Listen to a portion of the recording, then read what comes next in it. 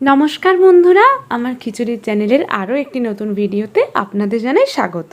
আগের ভিডিওতেই আপনারা দেখেছেন আমরা এই রবিবার দিন আমার দাদার বিয়ে আইবুড়ো ভাতকে খাওয়ালাম।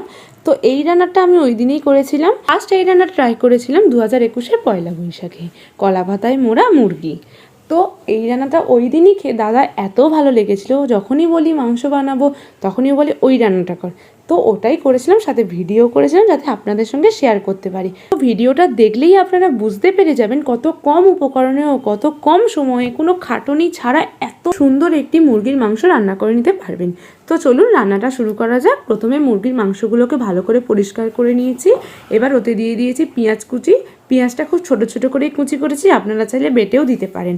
তাতে দিয়ে দিয়েছি আদা বাটা, রসুন বাটা, ধনে গুঁড়ো, জিরে গুঁড়ো, মিট মশলা, হলুদ গুঁড়ো, লঙ্কা গুঁড়ো, পরিমাণ মতো নুন ও সামান্য চিনি। আপনারা এখানে অবশ্যই কাঁচা লঙ্কা বাটাটা ইউজ করতে পারেন, কিন্তু সবাই যেহেতু খাবে সেই জন্য আমি এতটা কাঁচা লঙ্কা বাটাটা ইউজ করলাম না। এই লঙ্কার গুঁড়োতেই যেটুকু যা হয়। এবার দিয়ে দিয়েছি লেবুর রস, আর সাথে দিয়ে দিয়েছি টক দই। ব্যাস, সব কিছু উপকরণ একদম দেয়া হয়ে গিয়েছে।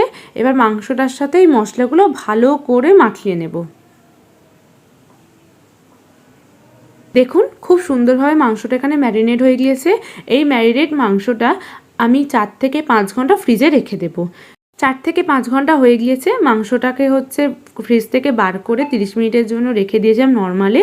এবার কড়াইতে অল্প সর্ষের তেল দিয়ে কলা পাতা ভালো করে ধুয়ে নিয়েছি। আমি গোটা কলা পাতা দিতে পারিনি, যাতে অনেকটা মাংস তো কলা পাতাটা ভেঙে যাবে। তো কলা পাতাটা মাঝখান থেকে কেটে কেটেই ওপর থেকে সর্ষের তেল দিয়ে দিয়েছি, এবং তেলটা ভালোভাবে গরম হতেই দিয়ে দিয়েছি মাংসগুলো।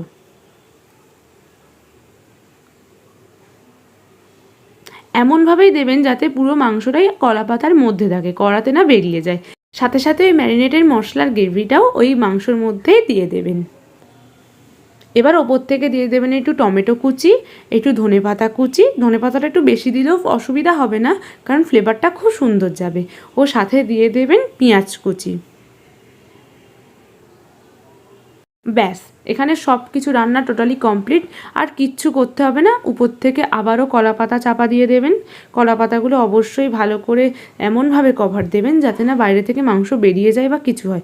এবার এটি চাপার সাহায্যে কলা পাতার ওপরটা পুরো কভার দিয়ে মিডিয়াম ফ্লেমে 30 থেকে 35 মিনিট ভাপে হতে দেবেন। দেখুন আমি কলা পাতা খুলছি, আমার এখানে চিকেন একদম রেডি হয়ে গিয়েছে। চিকেন থেকে মোটামুটি জলও বেরিয়ে গিয়েছে, এটা টোটালি চিকেনের নিজের জল। আবারও কলা পাতাটা বন্ধ করে চাপা দিয়ে দেবেন এবং গ্যাসের ফ্লেমটা একদমই অফ করে দেবেন 10 মিনিটের জন্য। ব্যাস, এখানে কলা পাতায় মোড়া চিকেন একদম রেডি হয়ে গিয়েছে। কেমন লাগলো ও কেমন হয়েছে বাড়িতে ট্রাই করে অবশ্যই আমাকে জানাবেন।